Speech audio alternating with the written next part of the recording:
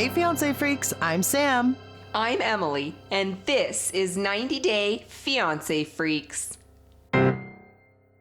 Well, not only does Mallory have an extra mouth to feed nowadays, she's got an extra butthole to clean. She's just trying to make Rashid feel at home, okay? But she doesn't want the bidet, though. Listen, she does want the bidet, Emily. She's on board for the bidet, and I applaud the girl for it, because she admits in a car, he said, in Turkey, if your butthole is not clean, you are not clean. And she said, well, I don't disagree. She's just debating the $800 of it all. Yes, so she wants the bidet. She doesn't want to spend $800 on it. Why didn't they even discuss the cheaper bidet option? They will. They're getting to that, right? It had to be a whole thing. They go to the bidet store. Did you notice that was the manager of the bidet store? Oh, and she was ready to greet them at the door. She's ready to be on TV. I was appalled, Emily. I was appalled that they went in the bathroom together to try it out. What is happening? Okay, but they didn't right away. He went in alone first, and the owner of the store stood outside next to Mallory, and then, it cut the scene. It didn't show us how Mallory decided to enter the restroom with him, and then suddenly the scene is, oh, wait, the owner is outside by herself. Mallory and Rashid are inside. Yeah, Mallory does say, what, am I supposed to stay in here? He says, yes, baby, yes, stay in here. What? Listen, big bidet fan. Big fan of my partner of 20-something years. Never have I ever. Never shall I ever. I hope. Oh my goodness. So that's a hard line for you. That's a pretty hard and fast line, like the water shooter. The water pressure on the $1,100 bidet? Listen, the candor with this couple, I am obsessed. Rashid saying that he's afraid that pulsating will make him horny? Yes, sir. Yes, thank you. Just right there in front of the store owner, the cameras, everything, just saying it. And it's never ending. It's just their norm. Oh, it is not an act. It's not a one-time thing. It is literally just the way that they are all the time. I'm convinced of this because then when they're in a serious heated argument about money and him saying it's not about the money, spend your settlement money on the bidet. And he starts listing the reasons and he shows her the middle finger. Yeah. And she said, you better watch that finger. It was just another example of even in those super intense argumentative moments, they're fucking hilarious. They're so funny. Their interviews, I just want to sit in their interviews next to them and laugh. Why not have water shooting up in your butthole to make you feel like home? Another one-liner Mallory gives us. It's never ending with her. Do we even need to watch the rest of the scene? Should we just give her the award for one-liners now? Because no one can compete. Episode 8, I'm not sure. Someone is going to have to really step up to the plate. We're going to need Molly from Before the 90 Days to step in here to compete. Which does not seem likely, but yes, they're the best. Okay, when he took a bite of her bacon egg Starbucks sandwich. Girl watched him take that bite, let him chew it, and then said, oh my God, you can't have that. She did. She watched him. I thought that same thing. And I didn't hate it. I thought it was fucking hilarious. She could have stopped it. She could have prevented it. But she watched it happen and she wanted it. And She told him she's overreacting. He's spitting it out the window. He's rinsing his mouth. It's the first pork he's ever tasted in his life. I mean, so he says. Okay. I don't know. Yeah, who knows? You're right. This is his first time in the U.S., so I'm sure it was easy to avoid pork in a Muslim community. Well, and that's why it didn't even cross his mind to not ask about the sandwich, because he just figured whatever meat's on it, it's not going to be pork. Have you ever tried to get a breakfast bite in America that doesn't involve pork, Emily? Is that even No. a thing? No, I have never. No, it I have doesn't. never tried. The gas station up the street from my house has a steak, egg, and cheese breakfast sandwich. And if we are not there every weekend or every road trip, because otherwise it is bacon, ham, or pork. Sausage. That's it. You cannot get breakfast without pork in America.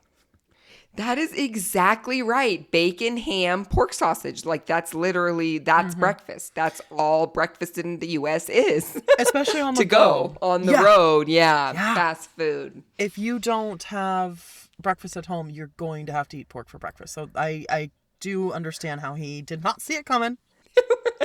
But it just goes to what you were saying about their dynamic, because he wasn't mad about it. She's laughing. She tells him to calm down, that he's overreacting. And he's like, no, baby, and keeps spitting it out the window. It's fun, though. He's not angry at her. She's not annoyed with him.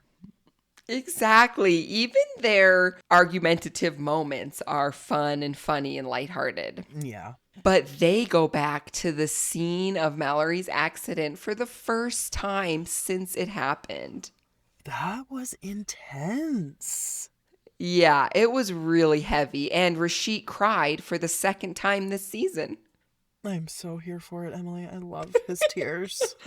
I know. And she was so sweet again. And he was embarrassed again. But it was just this amazing dynamic. And he was truly overcome with emotion and saying if she would have died, he would not marry anyone else. That's how in love with her he is. Aww. Well, that's bullshit, but... But it would take some time, though. Give it a few years. Exactly. Yeah, he's a young guy.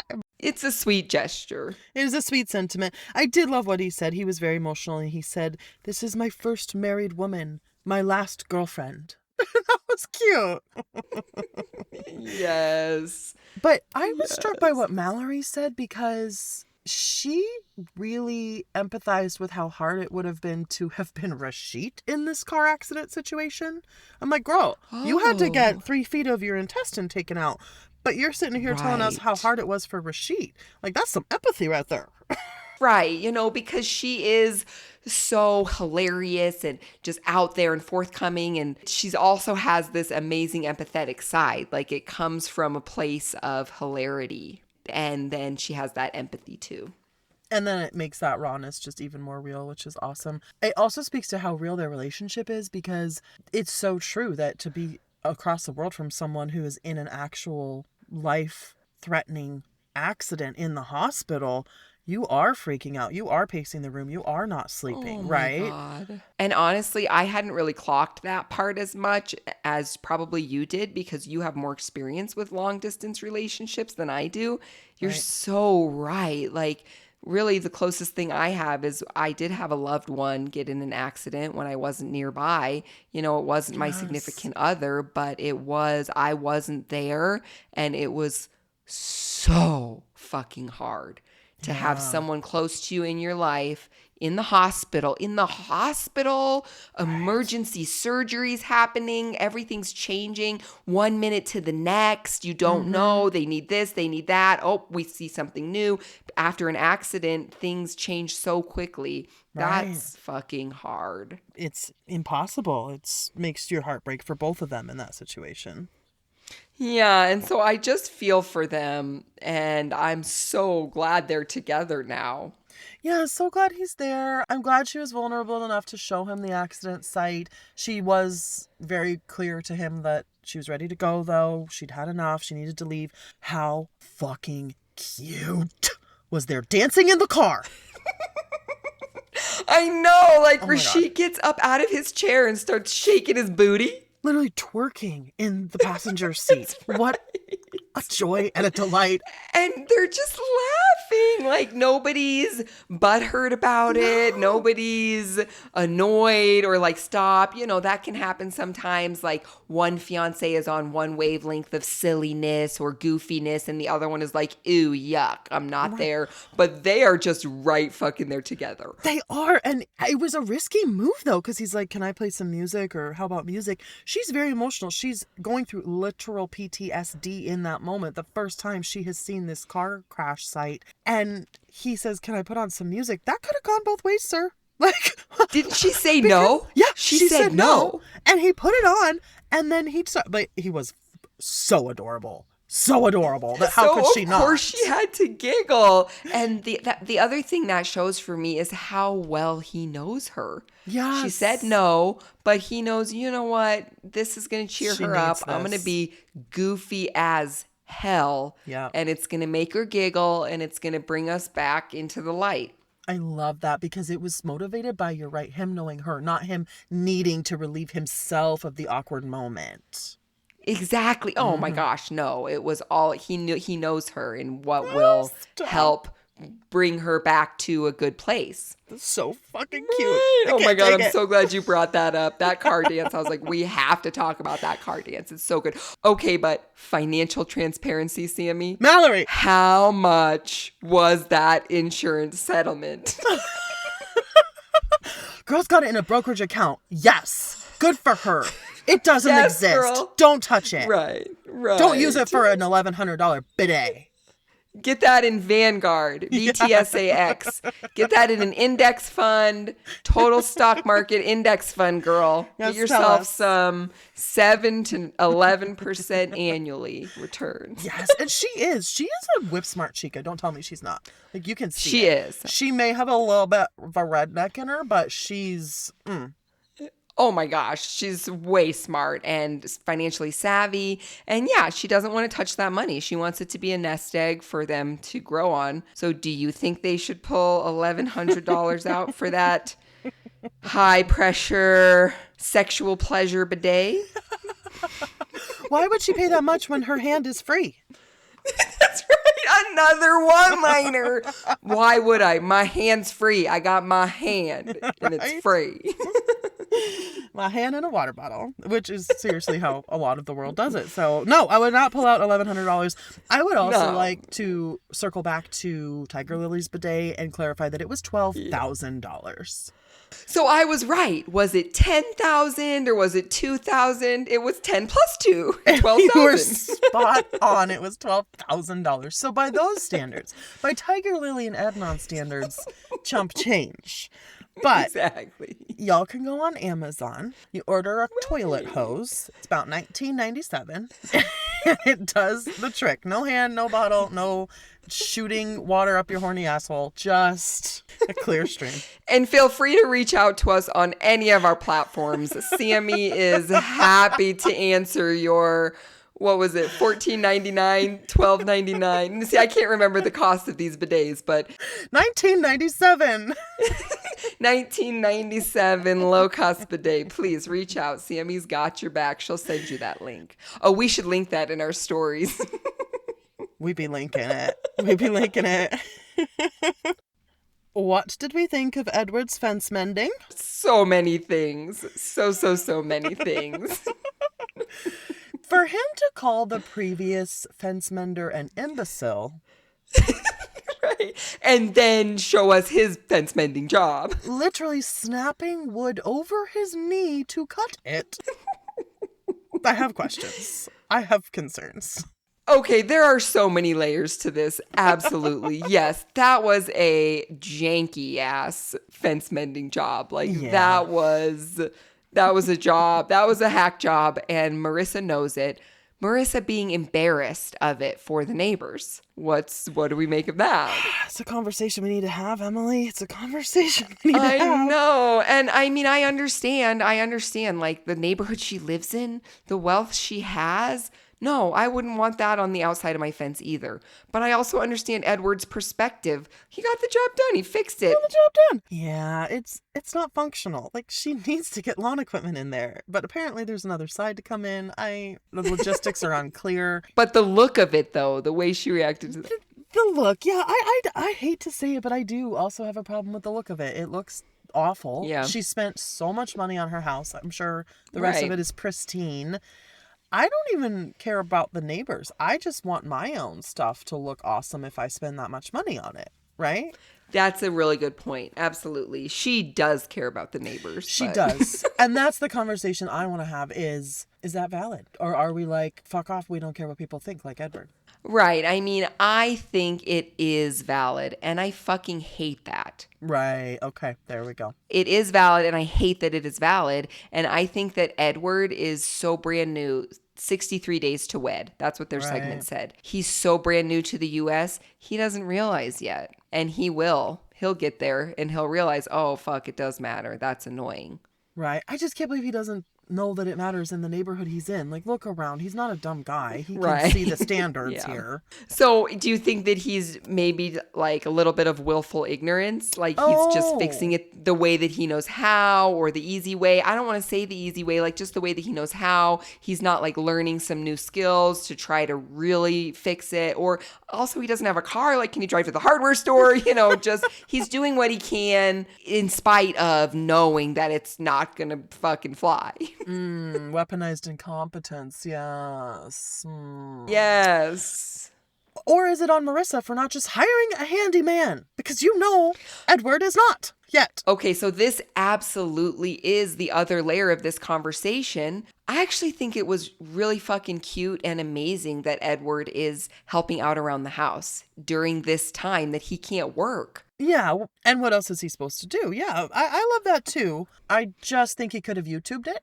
Okay, so he should have expanded his skill set to fix it better. Yes, and he should have said, hey, Marissa, we gonna need some tools, like a saw.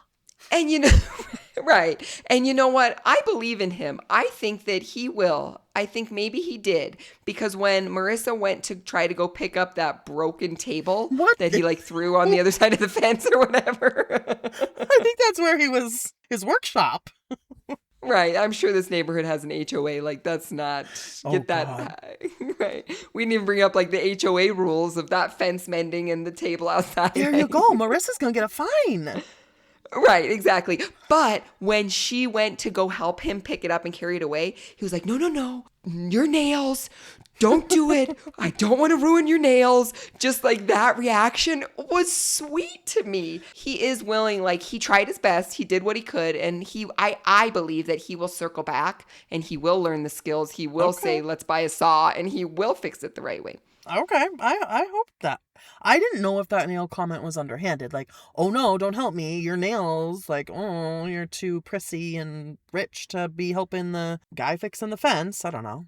The reason I didn't think it was underhanded is because I haven't seen that out of Edward. Okay, interesting. Have you? No. Has he been underhanded? Right. So, and she backed up, and also her reaction. It's like, oh, she was like, okay, like she wasn't like happy, but it wasn't a happy situation. She's like, okay, and walked away. Okay. Yeah, no, I received that. I like that. I think you're right. But Emily, he forgets money to go to New York City, though.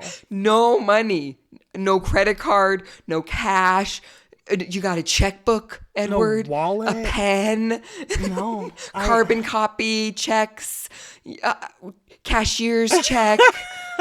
I don't know, something, some coins. That's pretty ridiculous. He says he was so excited he forgot. I also have forgotten my literal head on my shoulders, as my childhood best friend's mom used to say. I get it. So you're excited, you're running out the door, but did he just think Marissa was going to hand him some cash? Yes, Okay. 100%. Like, yes, he forgot the money because he didn't need to remember it. Oh. That's what I think. Okay. Maybe it's one of these like enabling type situations where we feel like Josh's behavior enables Katie. Maybe Marissa's behavior toward Edward enables him to kind of act more childish. Oh, well, of course, we've talked about that before, that if she wants him to act like a grown man, she has to treat him like one. If she keeps infantilizing him, that's what she's going to get as an infant. But I also need financial transparency from Edward himself, because he has money, but how much money, and is it going to run out, and then Marissa's going to pay for it? I'm a little unclear. Why does she think he should bring money to New York City? He doesn't have a job. He just came here. You're supporting him. Right. So what is their financial deal? Right. We need more details. How are they splitting this? Do they have shared accounts? Because they're going to New York for seemingly at least a day, a couple days. I don't know. I'm not sure. And he brought no money. No money. That's like New York, and he's free. Like, she's working, it seems like, and he's going to be free to roam around. Like, how can you not spend a shit ton of money roaming around New York City? I was going to say, actually, now that you say that, you could spend $0 in New York City. If he just wants to literally walk the streets, look around, go to Central Park, enjoy, the sights. That's true. You could do it for free, but you're going to get thirsty. Right. You're going to get hungry. Right. You're going to need a little drink, a little snack. So at least have a few bucks in your pocket. I don't know. Well, Katie and Josh's segment continues with the exact scene we saw last week. They're outside, standing in a circle, chatting with Ryan. Listen, don't you say his name like that. I'm on Ryan's side. I like Ryan now. I have flip-flopped. I love Ryan. Ryan is my bro. Oh my God. All right. Tell me. Yeah. Wow. I'm so interested. Let's hear it. All right. Maybe not that far, but I respected the man today. Well, first of all, Katie says, I feel like I'm the problem. Yeah. We all feel like you're the problem. Yes, Katie, you're the problem. There's no question there. Well, we kind of feel like alcohol is the bigger problem. Alcohol's the problem. Oh my God. I think that if we removed alcohol, Katie would definitely not be the problem. Yeah. Alcohol's the problem. Alcohol's the problem. Fuck alcohol. But saying things like that, what do you want people to say to you, Katie? Do you want them to assure you you're not? Because you are. But Ryan, he apologized. Apparently he's apologized before, so don't mean jack shit. But and it was half-assed. I know you're just winding up, Sammy, but I'm gonna argue when I see it come up. Yes. I don't know. It was at the end of this whole slew, of other shit. It was the end. It was half-assed. I don't know. That apology to me don't mean jack shit. And I agree. I was not on his side yet. Okay, the apology. All right. I was still like, fuck Ryan. Keep it coming. Love Josh stood up for himself. He's like, but you've apologized before, and then you did it again. So I don't need your apology. I don't want it. It means nothing. Yes, Josh. Tell him. Right. But then they do go back in the bar, and Katie is all up in Ryan's shit, and Ryan rejects her. Ryan is pushing her face away, as are everyone else in the bar. Every other man there. It's honestly, Emily, it's getting what's happening? Because they are physically pushing her face away from them. And at one point she is tonguing someone's hand. Out. Her tongue is out and wiggling around. She's making out with his palm. Katie, I'm embarrassed. I just got embarrassed for her. I'm embarrassed for her. It's mortifying.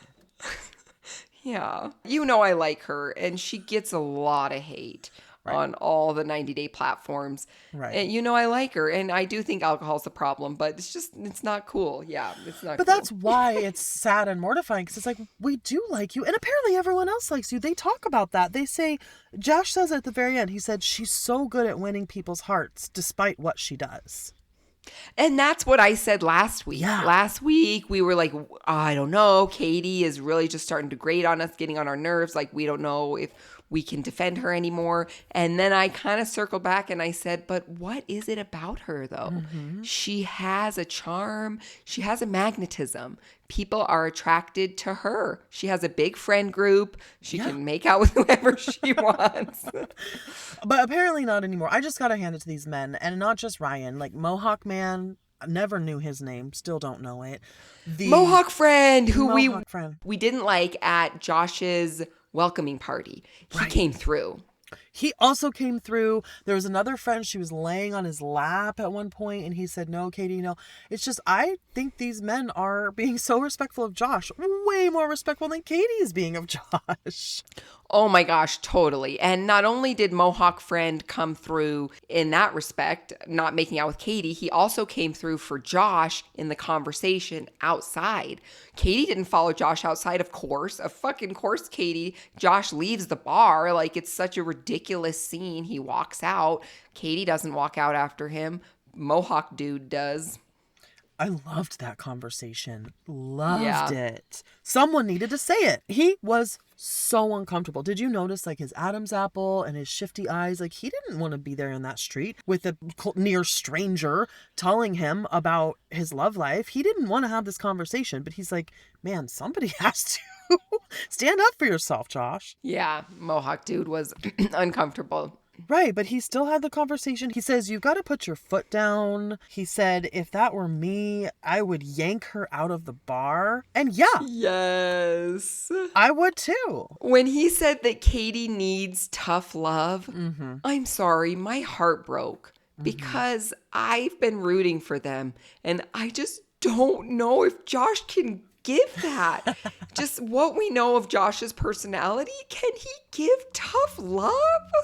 Like, can he? That is what does bother me about that conversation. It was really good in so many ways, but trying to tell someone to bend their character to be Right. a certain this or that, when it's like, that's just not who I am. Like, I can imagine, I don't know, like my partner is softer and kinder and not gonna put his foot down. And like imagining like trying to like tell him to do that is like the most utterly fucking ridiculous, like non idea. Like, it's not even in the realm of possibility. Do you know what I mean? Like it's like trying to tell a cat to be a dog. Although I will say, I've seen your partner put his foot down with you.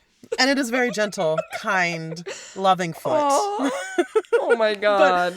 I love that. But he knows you well enough to help you hold healthy boundaries. Yes, there we go. And I think that's what Josh needs to find, but also for himself, because it's not even about tough love for Katie. It's also about standing up for himself, because this is not just affecting Katie. This is his real life and his real partner. Yes. So all of that 100% agree with, completely valid. Yes, he needs to stand up for himself. He needs to confront Katie more. Maybe it's the people telling him the way that he needs to do it in a manly, be a manly man. Like when Mohawk guy was like, Katie needs a manly man. It's like, okay, dude, step off. Like, right. She clearly likes Josh. It's fine. Like, not everyone needs a manly man. What does that mean exactly? What does that even fucking mean? Yeah. Right. I just needs the person to be a person and stand up for what's the right way to act. Exactly. And so he can stand up for himself in a way that is true to who he is, and he's not. I think that, and that's what everyone's getting at. That's why Mohawk Dude's intentions were, I agree with them, absolutely, because his intentions, what he was trying to say is Josh needs to stand up for himself. He needs to tell Katie this is not okay, and whatever that looks like for Josh might not be what we think it should look like, but it needs to happen, and it's not happening. And even Josh knows it's not happening. Well, that's the thing. Yeah. And he did say, Mohawk guy said, whose name we should really find out. I forgot. Is it Dave? No, it's not Dave. It's like Michael, maybe? I don't know. We're just speculating at this point. But he says, I like you, man, and I want good things for you. So I think they are kind of looking out for Josh. You know, they see he's a good guy and he deserves better than this. They see that anybody would deserve better than this, right? And they are Katie's friends, so they like Katie too. Like, I think they probably see that they could be good together, but you're so right when you said it's alcohol. Like, we can say Katie's the problem, but I know it's alcohol is the problem. Anyway. I know. Well, and then like you said, Josh doesn't know how to go about it because he said that himself. He says, is it timidness? Is it Britishness? I just need to get over that. So he is grappling. I think he realizes, or he is realizing, something needs to happen. Something needs to change. But he's grappling with how to approach it himself. 100%. Emily, I thought that blue suit was adorable on Maxwell. Aisha was not about it. She was tearing apart the suit all the way down to the shoes. What the fuck was wrong with the suit? It was seemingly well fitted. It was tailored. It was traditional. Maxwell had a great explanation for it. He says, I see people pick up foreigners at the airport all the time. They have flowers and they wear something cultural. So I thought, let me wear something cultural and bring her some flowers. His explanation was spot on. And all she does was bitch about it. She's still haunted by that blue suit. Sammy, that's all she ever does with anything about Maxwell. Everything he wears, his face, his nose, his teeth, his eyeballs. His actual balls in his face. His eyeballs, not his eyes. The actual... it's wild.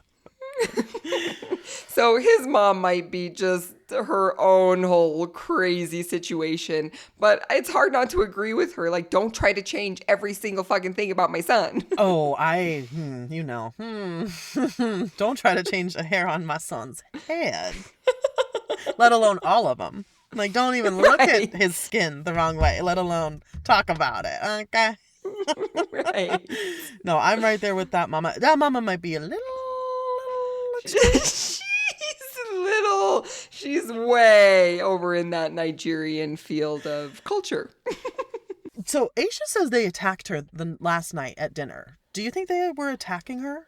I think that if I was there in her shoes, I probably would have felt similar. Okay. Watching it, it didn't look that way. Being in a situation versus an outsider perspective is really different. Sure. So being in it, I think I could feel that way, but from the outside, no. I agree with you there that it's got to be a lot coming at you at one time at a dinner table with people you're just meeting or just re-meeting. Right. Yeah. So it could feel like an attack. But you're right. I didn't take it that way.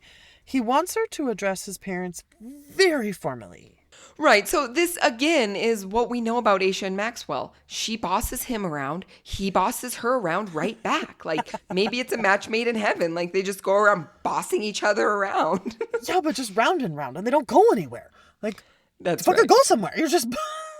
Honestly, what I've noticed so far is that Maxwell does do what Aisha says. Yeah. Aisha doesn't do as much as, in so much as what we've seen so far, doesn't do what Maxwell asks. But he is starting to stand up for himself more. Speaking of standing up for yourself, he is starting to put his foot down, starting to tell her. And she just dismisses him. She's like, okay, Maxwell. Okay. Mm-hmm. Yeah, right, exactly. And I mean, just how hard would it have been to say, good morning, sir, good morning, ma'am, literally 35 seconds after your fiance asked you to? There's absolutely no excuse there for her to walk down the steps and be like, hey, mom, hey, dad, like exactly what he asked her not to say. And he said that in the car. He said, it's not a hard thing. It's not a big thing. And she said, it's not a big thing. It's not. No, Aisha, it's not a big thing. Even just putting a sweater on like he asked her to do and she had no problem with that is more offensive than asking you to address my parents respectfully. Yes, I totally agree with that. And I even think the sweater was fine. So I, of course, think the formal addressing of the extremely Nigerian parents is a good move. Right. I'm just saying there's no culture in which that's offensive. Like, oh my God, you addressed me too formally. How dare you? Like, no, it doesn't offend Americans to be addressed formally or to address formally. So just fucking do it, Aisha. Right, exactly. But oh my gosh, the things that the mom says in her one-on-one interview, Sammy, I'm speechless. I'm weak. Women must be submissive to the man no matter what. Where's the problem, Emily? Well, Aisha's mom doesn't have a problem with it. She tells Aisha's mom all this stuff, and Aisha's mom said, yeah, yep. She just nods along. But then she outs Aisha's age. Dude. Oh my gosh. So, Sammy, did you know that menopause was knocking at our door? Oh, yeah. 38. No, I did, yeah. The menopause, it's knocking. It's 38, approximately 40. I mean, knock, knock, knock. It's knocking at that door. Is it? I literally almost Googled it. Like, what's the normal age of menopause? Normal age perimenopause. Perimenopause. Right. Now. He said menopause. Right. But the range for women is usually between 45 and 58. So that's way on the low. It's a knockin'. 38. But they've rounded up to 40. She's 40 in their eyes. She's 40. She ain't 38. She's 40. What's 2 years? She's already halfway into 38, so she's almost 39. She is 40, Emily. She's 40. Reproductively, no. Listen, they want 4 No, you kids. can't convince me of that. They want 4 kids from the woman. She's gonna be in menopause before she can birth 4 children. Sammy, there is no storyline in which Maxwell's parents are getting 4 grandbabies out of Aisha. That's what I'm saying. Like, we got a real problem here. The math ain't mathin'. Okay? The menopause be menopausing. No, not yet. She has time, okay? We get a market scene. Oh, give me all the market scenes. How has Aisha been to Nigeria 2 other times and never been to a market? Lies. I call bullshit. Nope. Nope. Yeah, there's no way. And she loves shopping. Come There's on. no way. She knew her way around a fabric stall. Okay. Okay. I do believe Maxwell may have never gone with her. Oh, there we go. That could be it. But I do believe that, bitch, why you want to pay full price? Let the man haggle. What? He was so cute in that market, haggling for her. It looked like he was paying for everything. Mm-hmm. Yeah. Going from stall to stall. That was adorable. It was adorable. Such beautiful clothes. Oh, be still my heart. Oh my gosh, that little purse. She wanted it in a big bag, and I was kind of devastated. Like, Maxwell, hold up. Like, I need to see it in the bigger bag. No, I think she wanted them to put it in a plastic bag for Mama. So it looked new. Because it was the display one. And Maxwell's like, no, it's fine. I'm hot. Let's just fucking go. Let's go. I thought she wanted like a bigger like tote bag in the same fabric. That's what I want. I want that too. Hell yeah. Take me shopping in all the markets. I know. I was just wondering if Mama's going to be mad that it's not new in a bag, if that's going to come back. If that's going to come back and bite her in the ass. Oh my God. With that Mama, for sure. Listen, Mama says her parting words, were they not? This will go no further. He will obey Mama. Damn. I mean, if you and I can't appreciate the shit out of that, though, like, if there aren't a couple of mamas on these microphones right now who can appreciate that, it's you and me, Sammy. You would never, Emily. You would never, but I would. Like, if Mama says, y'all ain't going nowhere, okay? Oh my God, I love that. I love that. Okay. A lot of alliances, allegiances shifted this episode, Emily. I am Team Allison all day, every day. Love her. Love. What I love is the unexpected friendship between Allison and Annabelle. Allison is a girl's girl. Who fucking knew? We didn't realize that right away. Well, because she's also a daddy's girl. But that doesn't mean you can't be both. You can totally be both. Those are not mutually exclusive. They are not mutually exclusive. It is kind of hard to reconcile the two when your dad is a womanizing asshole. Right. But that's not her fucking fault. Though. Not her fault. Probably why she's a girl's girl. Because she's seen what her dad does. Right, exactly. And I think maybe leading up to this moment, she hadn't really shown her true colors yet. Like, we weren't really sure, we didn't dislike her. We just didn't really know how she was going to interact, how it was going to go. This episode, her true colors came through. And I loved them. I loved every shade of them. Yes. The first thing I noticed, though, so they go grocery shopping. Shay's drinking a smoothie, although he's not drinking it. Annabelle's making it. Never did he drink a drink of that smoothie. Okay. He just like puts it up to his lips. Yeah. Do you think it touched his lips maybe? Probably not. He tries to tell Annabelle, I've been feeling healthier. She's like, no, you're still fat. Sit down. Oh my God, I love that. She straight up hazed him. Like, sit the fuck down, you a fat ass. I think she said, sit your fat ass down. Yeah. Which I do feel compelled to point out, though, that, like, if the roles were reversed and someone like him was saying that to someone like her, we would be like, oh, hell no. Absolutely fucking horrified. That is such a good point, Sammy. You're always here for those good, like, gender-specific points. No, you're right. You're right. Doesn't mean I love it less. Right? No, I mean, she gets to say it because she a turd. gets to say it because of, yeah, exactly. But still, yeah, like, I don't love that. I don't love that talk either way. But anyway, the first thing I noticed that kind of tugged my heartstrings about Allison was they meet up at the store, the grocery store. They're talking about what they're going to cook. First of all, Shay is we can just see the way he controls the narrative everywhere he goes, because he tells Annabelle, oh, we're going to meet up with Allison at the store because we need bananas and we need this and we need that. He makes it seem like it's a planned rendezvous. Like he and Allison made this plan to go to the store together. She's already there shopping and she's like, oh, I just have to randomly see my dad at the grocery store now. Nobody knew what was going on. Shay says they're there to get ingredients to cook chicken adobo, which, yes, shout out to our Where in the World Wednesdays. We knew that was the national dish of the Philippines. Hell yeah, we did. Because we looked that shit up. And Allison says, oh, I love chicken adobo. Silence. Nobody says a goddamn thing. And then she says, yeah, I hope you'll invite me over when you make it. Or you're going to invite me over when you make it, aren't you? yeah. Oh my God, break my heart that she has to like timidly, vulnerably ask for an invite to a traditional meal that the person living literally on the same property as her is cooking. Ugh. Aw. Yeah, doesn't break my heart. I mean, geez, Sammy. I just feel like it was Allison is not that fragile. She's a little baby, little Allie baby. You have really, really turned.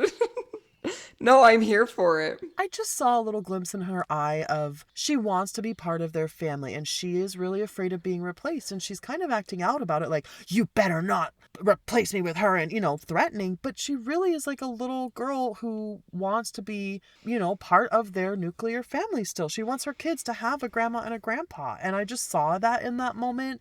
And then Annabelle says, yes, of course, we'll invite everybody over. It'll be a big thing. And I was just like, bitch, you weren't going to do that.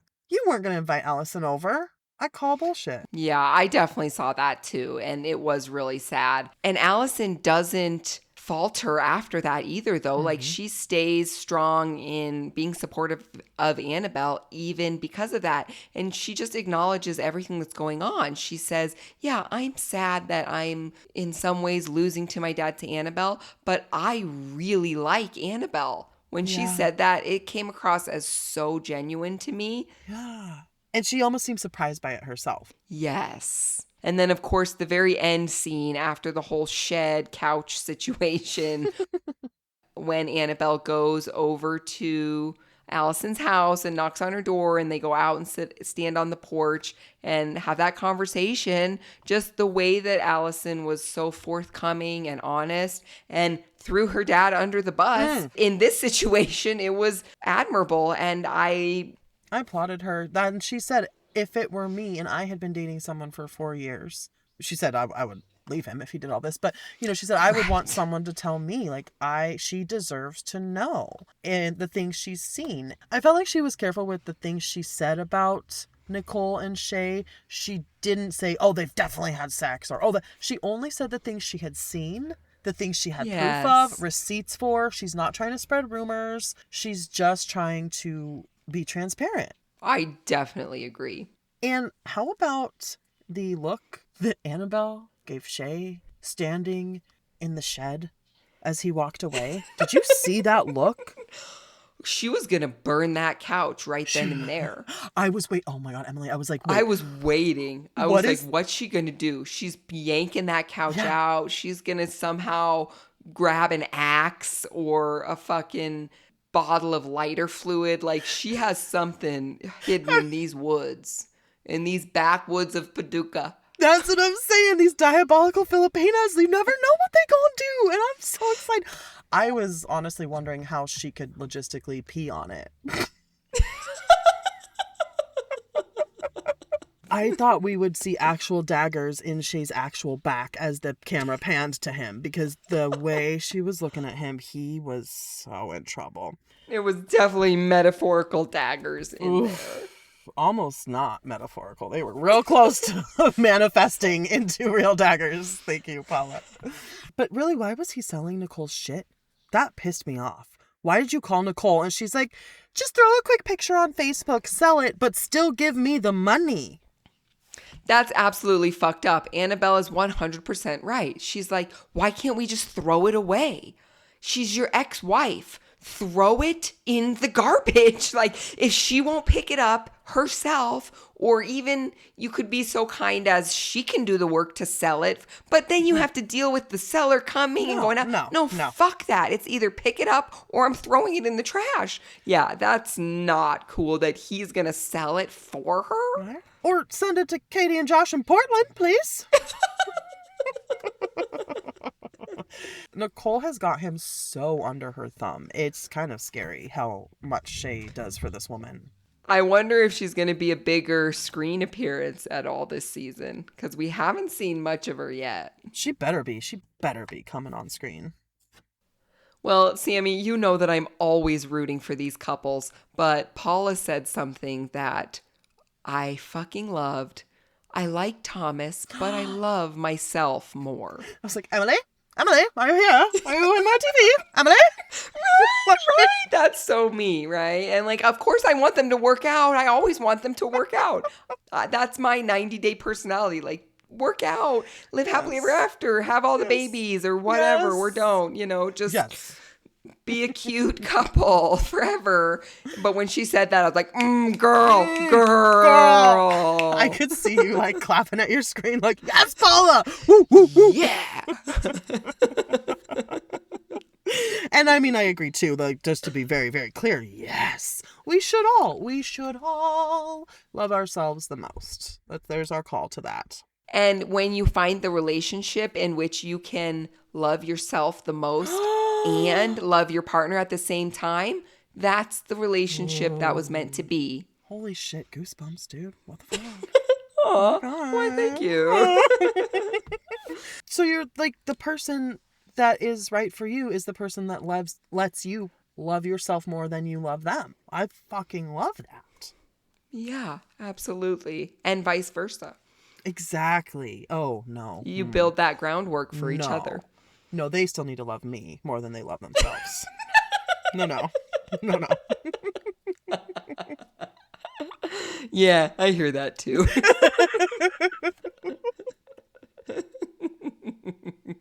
So I'm just not sure if Paula and Thomas have that going for them.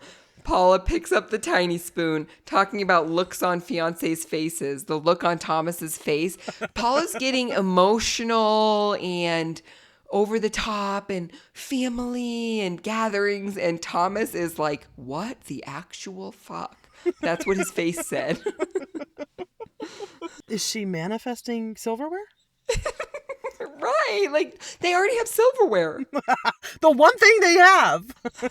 Right. But the tiny little couch. Oh my God. Honestly, it was cute. Like, I'm not a fan of the tiny stuff, but what I loved is when she opened it, did you see the spark of joy that overcame her entire body? See, exactly. She just was like, oh, like an excited little kid opening a birthday present. Like, that's what Paula reminded me of, a 41-year-old woman opening the plastic packaging of like a teensy little miniature white leather couch. Like for her actual dollhouse. Right, exactly. That's what I wondered. Does she have a dollhouse for all this miniature stuff? She did in Brazil, right? She had like a display case and a whole little thing about it. But yeah, maybe this is where Shay and Annabelle need to send Nicole's furniture to Paula. Right, exactly. Because then she goes next door and meets up with her Brazilian neighbors that the doorman of her building told her about. You mean our new Brazilian besties? Oh my gosh, I love them immediately. I think they said like 10 words, but just their whole vibe, their apartment. I mean, they have like a glass top table, and Paula immediately runs over to the table and is like, oh, this is gorgeous. She's like, I'm so sorry to bitch to you guys, but let me bitch to you guys. But here we go. Strap in. Which is like, this girl is a professional manifester. Yeah. How long has she been in the U.S.?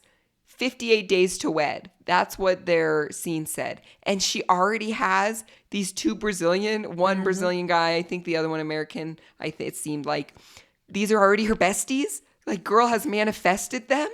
She needs to teach some classes. And maybe she does. Maybe that's... She probably does. Let's take them. I could use that because they were amazing. It was really emotional, though, between them. They took that walk on the beach with the vegan ice cream. Yeah, they always get emotional. Which I love, but it's just, she's threatening to go back to Brazil, which I don't blame her, because she said what we said last week. I was promised the same, kind of standard of living here as I had in Brazil, and I'm not getting that. And she said, do you want to come back to Brazil? We have furniture in Brazil. And on their next week on, it was really telling for me because for them, she said she just wants to be heard. She just wants to be seen. She just wants to be recognized. Thomas is like, let's just go to the furniture store. Like, what's the problem? And so that was scary for their relationship because it goes deeper. She's not being seen or heard. Yeah, she said it's not actually about the furniture or the closet. Yeah, you're right. Right. Oh. Well, I am looking forward to Edward wandering the streets of New York City with his wide eyes and no money, empty pockets. People everywhere bumping into the little concrete pillar thingies. Yeah. I have not been to a city that crowded in a while, so I can understand, that was really overwhelming. I'm looking forward to more from Mallory and Rashid next week. She breaks down their bills for him by the numbers, which I just fucking love. Financial transparency. And have they not done this before? They're engaged. They need to do this. This is something that every single couple needs to talk about, the details of cost of living. And I hope it's really eye-opening for Rashid. And I'm excited to see how they handle the topic of a prenup with their amazing, hilarious dynamic. Ooh, that's a good point. That's a good one. They'll probably put something super silly in it that will be just outlandish and hilarious. I hope they do. Right? It'll be heavy and it'll be tough, but they'll make it fucking silly as hell. Exactly. I do appreciate the financial transparency. She's going to give us a list, and I'm going to pause and zoom in on that list. Because we need to know cost of living in Alabama. And you're absolutely right. Every couple should do that before they get married, and every couple should do that in front of us before they get married. Most definitely. Not looking forward to seeing Shay drunk and flirting with younger women. Knock it off, man. Stop what it. He says, if I were 21, you wouldn't even be here. Fuck off. Then I won't be here. Bye. Bye. Annabelle's serving up the looks again. As she should. Again, where are those daggers at, girl? Ooh, a couple quick questions, Emily. Maxwell and Aisha, Family and Friends edition. Maxwell's parents and Aisha's mama. All right. Oh my gosh. Love me a Family and Friends edition. Let's do it. First one of the season. Here we go. Are they what you expected? Yes. They're traditional Nigerian. They have very specific gendered ideas about how a relationship should look. Yeah, that's what I expect out of Nigerian parents. Okay, me too. Is Aisha surprised by them? I think she's a little bit surprised by them this trip because didn't she say... Yeah, she addressed them as mom and dad the first time she ever saw them, and it was fine the first trip, fine the second trip, and now it's a problem. She said that if they wanted me to call them sir and ma'am, they should have brought that up the first two trips. So I do think she is surprised at the intensity in which they're bringing all their cultural traditions and ideas. And I think it's a result of the fact that the marriage is imminent and it's actually happening very, very soon. So I think she's seeing a new side of them and it is surprising her. Yep, there you go. And Maxwell touched on that too. She said, why haven't they told me up till now? They've met me. They know me. He's like, but this time it's real. We are trying to get married. The visa got denied. It's not like we can go to the States and figure this out and maybe get married, maybe not. No, you're going to be my wife. Like, they see that now. Yes. Do they support the relationship? Oh my gosh. No, they don't. Oh, I think maybe they did the first two trips, but she's 38. She's fucking in the grave already. 1 foot in the grave, Aisha. She's got 1 foot in the grave. I mean, Maxwell's dad said 30 is the limit. Yeah. Woman shall only marry up to 30. Well, fuck you, dude. What happens after that? 30 is maximum for marriage. Because otherwise they'll be too old to parent their children, the mom says. Oh my God. Listen, I'm too old to parent my children, so. But would you have spent your 20s parenting your children's? Fuck that. Your children's? Fuck that. That's what I'm saying, Sammy. No, but my body would have liked to more. Yeah, but your spirit. My spirit is part of your body. How do they feel about Maxwell going to the U.S.? I think they probably are fine. They probably like it. It's probably fine. And I'm sorry, I'm not saying this is a scam. I'm not saying it's not a scam, but I'm not saying it's a scam. I just wonder if they were thinking about it before more logistically, as in, okay, Maxwell's going to get to the States. Maybe this girl's a little crazy, but once he gets there, he can figure it out. If she does turn out to be cuckoo, he's there anyway. He can pivot, right? There we go. So they were okay with it when there was a chance that he could still get out of it, a chance he would just get to America anyway and go from there. But now that it's like, oh, you locked and loaded before you even get to America, they're like, right. Like, not so sure about it anymore. Not so sure. Yeah. That's a good point. Would they 90 day? That's such a funny question. No, they're married. They're happily married. No, I don't even think before they were married that would have ever crossed their minds. They seem very traditional. Yes, that's right. Very traditional. Right. It definitely is never going to cross mama's mind unless, dad tells her to do it. Because a woman shall only do what a man tells her to do, Sammy. Preach. Preach, mama. What about Aisha's mama? Would she 90 day?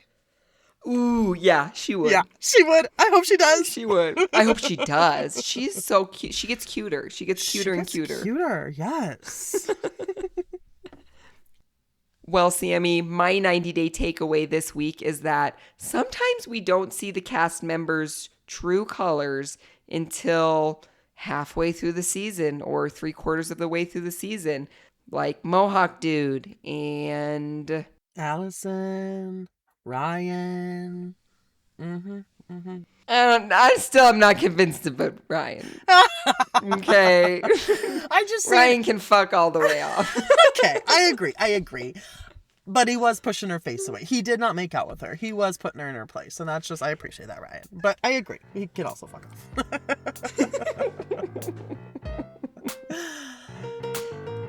My 90-day takeaway this week can only be, you gotta love yourself more than you love your partner.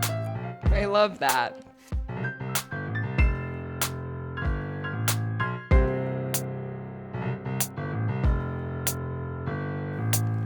That's it, Fiance Freaks. If you liked this episode, be sure to match our freak by subscribing, leaving a review, and following 90 Day Fiance Freaks on social media for more. Thanks for listening. We'll see you next time.